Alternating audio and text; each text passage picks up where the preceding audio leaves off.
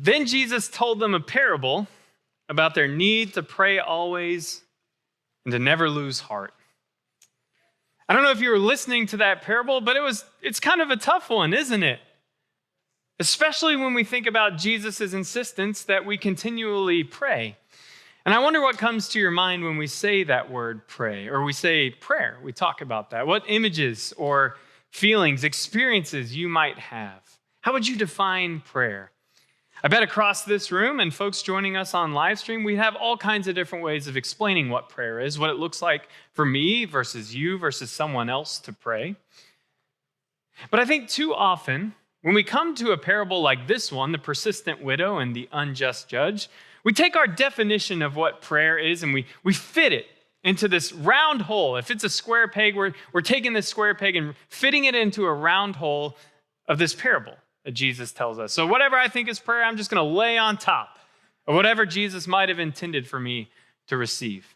And so maybe it's good to start out by saying that when Jesus spoke in the Gospels, very few people actually understood what he was talking about. If you read the four Gospels really closely, you'll see that anytime Jesus teaches, he tells a story, or he's talking with someone asking them questions, they don't get it. And when they do get it, they're usually terrified of what he said, or they're so angry they want to kill him. But most of the time, Jesus' stories, his parables, are incomprehensible. And so it's a little silly for me to stand up here and say, I know exactly what Jesus is talking about when he talks about this parable of the unjust judge and the widow who doesn't stop showing up. But then I thought about my own life. And I thought about my child. Today on Children's Sunday, my kiddo's here. She's almost 14 months old. And we're getting to the point in her development now where she's really picking up on the things we're saying. She's got key words that she knows, and if we make reference to them in conversation between me and my wife, or maybe we're talking directly to her, she knows what we're doing and can respond accordingly. Words like teeth come to mind. She knows what it means now to brush teeth. And so when we ask her, where are your teeth? She starts referring to this song that we sing about brushing teeth. Now, we're not talking about brushing teeth when I say, Caroline, show me your teeth, but that's the word she knows. And so she starts humming this song, anytime teeth are mentioned. It's the same when I start talking about football and I talk about somebody scoring a touchdown. She knows to throw her arms up in the air. Whether or not it's a team that we like that scored the touchdown doesn't matter. She's celebrating anyway. She's getting to this part where I'm having an effect on her life. Just by being around her regularly, she's noticing, she's paying attention, and she's being shaped by what I'm doing, by what I'm saying. So it is with prayer. I think so often we limit prayer maybe to conversation with God, or maybe we limit prayer to asking for things that we want from God, or maybe things we don't want anymore. We're asking God to intervene, to do something about it. But I think that's such a limited definition when we're talking about something as grand, as amazing as prayer. I'm reminded of the words of a woman who's an Anglican. She used to be the former spiritual director of Archbishop Desmond Tutu. Her pen name is Maggie Ross. And she says that most of the time, when we're talking about prayer as Christians, what we're actually talking about is something more like magic. And here's her definition of what magic is versus what prayer is. She says, prayer requires us to be open to the possibility of many futures, whereas magic limits us to only one possible future. Magic tries to exert total short-term control over a narrow aspect of life. True prayer tries to gather what needs attention and lets go of it in the love of God. I think so often when I'm thinking about prayer, when I'm engaging in prayer, I'm thinking about some narrow part of my life that I want God to affect. It's almost like God is Batman. And anytime I pray, I'm putting on the bat signal. And I'm wanting God to get involved, to show up and save me, to do something. But is that really how God works? In our experience, is that how God likes to relate to us? What even is God? What even is prayer? Well, let's start with prayer. Prayer, I think, can be defined generally as formation through relationship. Let's break that down. Formation through relationship. Imagine a river flowing through a part of the country. Now, I know that's hard for us in South Texas because our rivers are creek beds now. But if you go to some place where it actually does rain, where there is water, and you notice that over time, if you were to put some kind of camera there that could capture millions of years of activity in this river, you would see that continual contact with water changes the landscape, right? And so we're amazed when we go to places like Grand Canyon. You could even go to Palo Duro Canyon up in the Panhandle, and you'll see the effects that water has when it comes into regular contact with a piece of land. So it is with our life in prayer. When we're regularly in contact with this thing called God, who is not Batman, by the way, nor is God like an unjust judge, nor is God even another object in the universe. God is beyond our abilities to categorize or define. God simply is presence with us, goodness that is around us. When we're in contact with that presence, with that goodness regularly, over time, we too are formed. We too are changed. A couple weeks ago when we were in our theology series and we were talking about communion, we used this word called liturgy. Do you remember that? And it was these rituals that have significance for us in giving us identity, giving us community, giving us purpose. And so one of the things we do on Sunday mornings when we come together as a people is we engage in liturgy. We do these things, these practices, these rituals that remind us who we are, that tell us how to live, that show us who we're living alongside. And prayer is a little bit like that. It's a practice it's a way of life that we engage in. It's beyond a practice even. It's a way of seeing the world. French philosopher Simone Weil put it this way. She said, "Attention in the highest degree is the same thing as prayer." When we're really paying attention, when we're really seeing the world the way it should be seen, we are praying. We are engaging in a way of going through life that recognizes God is around us at all times, in all people, through all places. It's a different way of talking about prayer than me having my Christmas list of things that I want or don't want from this God who's sitting on a throne in the sky. It's a way of recognizing that there is no separation, as we just sang in the song, that God is present, closer than I can realize, not just in me, but in all of us, in this whole thing called creation. For if God were not present, it would not be. And how often do we go through life? Through our interactions with each other, through our day-to-day demands and to-do lists, how often do we go through these things and not take a second to pause and to pay attention to what's really happening in us and around us and through us? One of my heroes is a civil rights leader named Fannie Lou Hamer, who had to drop out of school really young in order to work with her family as sharecroppers in Mississippi. Fannie Lou Hamer is a tireless, courageous individual who was shaped really young by the songs and prayers of her mother and by the words of her father, who was not only a sharecropper, but was also a minister in the Black Baptist Church. These experiences, these being in these continual contacts with these people who loved her, who gave her a way of seeing the world, set Fannie Lou up for when she had her moment to step forward and lead people. This woman who had very little education, who people looked down on because she couldn't speak well, became a leader in the civil rights movement, organizing the Freedom Vote, and then organizing Freedom Summer, leading people through song and word and speech, reminding them that something bigger was happening all around them. And if you read the speeches that are recorded by Fannie Lou Hamer, you'll notice that they're littered with allusions to Scripture, particularly when she's speaking to audiences in churches or in the South. She can't help herself.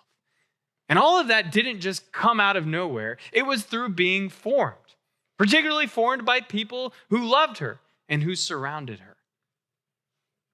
Jesus told them a parable about the need to pray always and not lose heart. I think it's dangerous for us to simply look at this parable and say, we need to just be like the persistent widow. Parables, after all, are meant to be provocative, are they not? Parables like the Good Samaritan. Parables like the lost sheep, lost son. These are not meant to be, okay, I get it, Jesus, let's move on. It's supposed to knock you out of your seat. So too is it with the parable of the unjust judge. Notice that there is no relationship between the widow and the judge. If anything, it's a relationship of antagonism, right? The judge wants nothing to do with her, and she won't leave him alone. And so finally, he settles and lets her get her wish. He rules in her favor just so she'll get out of his hair. But Jesus is not holding this up and saying, this is exactly what it's like in your relationship with God. In fact, Jesus, I wouldn't even go so far as to say Jesus says, well, God's not an unjust judge, he's a good judge. I would say this is no way how we relate to God. For God is not a separate entity, just one more thing in the universe. God is literally like nothing else we know or can experience. God simply is presence. God is steadfast, never leaving your side. God never is separated by the things you do or don't do. God simply is, working with you and for you at all times. Do you remember this summer when we spent some time reading through the Psalms? And we talked about how the Psalms are the prayer book of God's people. And the challenge was to read these 150 Psalms and recognize that there's a whole wide range of vocabulary we can use when it comes to our prayer life with God. And so often we limit it. We break it down and we say it's acts, right? Adoration, confession. We do that whole synonym and we think that's all that prayer is. But then you read the Psalms of vengeance and you read the Psalms of lament. You read the Psalms of thanksgiving. The Psalms that remember and celebrate the history of God with God's people. And you realize there's a lot more ways to talk to God than timidly asking for a request to be granted. Caroline this morning read Psalm 121, which is a psalm of ascents. A psalm that people would have said as they would have made their way from wherever they're coming to the temple in Jerusalem. I lift up my eyes to the hills. Jerusalem sits high in elevation. Can you imagine walking from low elevation to high elevation? How tired you must be. And then you lift up your eyes and you see it keeps going up. From where does my help come from? They take this tangible experience of being exhausted, worn down, at the limits of what I can do as an individual. And in this moment, we pray this psalm to be reminded that we are not masters of our own fate. We are not the end-all, be-all of our lives, but in fact, God is the source, guide, and goal of everything in my life. That I don't do it alone. My help comes from the Lord, who made heaven and earth. This reminder that wherever I go, whatever I experience, whoever I become, God does not depart from me. God is never far from me. But in fact, God keeps my life, sustains it. Even in death, God is there. It's a different kind of way of praying. To be formed in these ancient words, to be reminded of the truth when we lose the forest for the trees. To realize that God is never apart from us, that nothing can separate us from the love of God, as Paul would later say in Romans. Imagine if we were shaped by these ancient prayers like Psalm 121, like the Shema from Deuteronomy and Leviticus. What if we had these words drifting through our lives throughout our day that we could come back to time and time again to make contact with this presence that never leaves us? It's why the people of Israel had prayers throughout their days that they could say from waking up to going to bed. Someplace they could return to again and again to be reminded of the deeper reality all around them. So prayer is not just me banging on the doors of heaven, asking for God to give me what I want until I get it. As nice as that would be, I don't think that's the portrayal we want to have of God. That God is indifferent to me until I ask enough, until I use the right combination of words and intention and have the right timing. I don't think that's how prayer works. Rather, it's me staying in touch with this presence so that God might continue to work in me patiently, steadily, so that I might experience true transformation, to become more and more the person God has designed me to become. Part of the trouble with this parable for me is that the widow in the parable has to go at it alone. That she has no one to plead her case besides herself. And maybe Jesus is warning us that if anyone has to live that way, then we are failing as the community called the church. Because nobody should have to argue and plead their case, ask for justice by themselves. That we as a community support each other and realize that we can't do it by ourselves. Fannie Lou Hamer, the civil rights leader, she was tireless in her work to make sure that people in the South who were people of color were heard and recognized and could have the full experience of flourishing that they were entitled to as citizens in the United States. Where did this tireless effort come from? She was asked time and time again. And she would say, through her faith. What if in the practice of prayer, of continually being engaged with this presence, God is making us into the people who can be an answer to prayer? What if God is turning us into the answer for justice that so many people are crying out for? And what if in our practice of prayer, our ideas about what justice looks like are transformed? In fact, the Greek word used here in Luke 18 for justice is actually vengeance. What if my idea about what vengeance looks like when I hold it in the presence of God and let it go in love, what if that is changed as I encounter the wondrous grace and beauty that is God? What if my way of seeing my opponents, my enemies, my neighbors, my friends, what if all that is changed as I regularly engage in this practice of attention, of awareness? Jesus told them a parable about to pray always and never lose heart. Friends, the invitation is to live life in such a way that your life becomes a prayer. To walk through this life and the relationships, the people that God has given you, in such a way that when they encounter you, they begin to see the answers to their prayers being granted. That when we get together time and time again as the people called the church, we are transformed by this encounter. That we are given words and signs and images to see the bigger thing that that is happening all around us. I really had a hard time with this parable on Children's Sunday. And then it hit me. God is inviting us into a faith that is childlike. It's not childish, but it is childlike, full of wonder and joy and trust. That we take each moment and we see the fullest possible outcome, just like a child does. And so when our kids come forward and they lead worship among us, we don't just see cute little ones leading in impressive ways. We see ourselves and who we hope to become. That the heaviness of this world doesn't get to define your relationship to God or one another. That instead, when we see these children lead us in worship, we are seeing the answer to so many of our prayers. That God invites us to be full of wonder, joy, and trust. And it's in that life of attentiveness, that life of possibility, that life of holding in attention all the things we love and giving it to the love of God. It's in that life that our hearts are held up, that we do not lose heart, but they are made full of the presence of God. Friends, your invitation this week is to pay attention, to recognize in the people you encounter,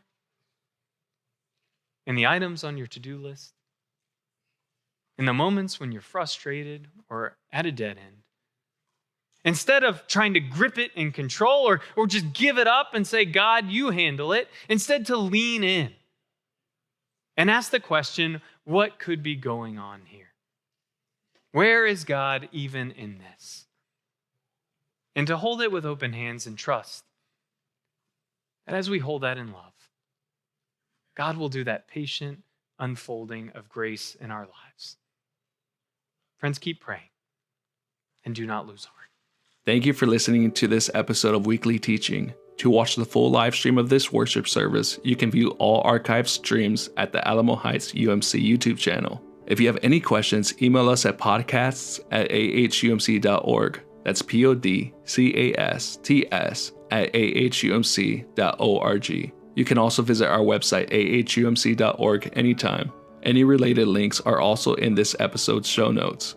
Again, thank you so much for being a listener. We truly appreciate your time.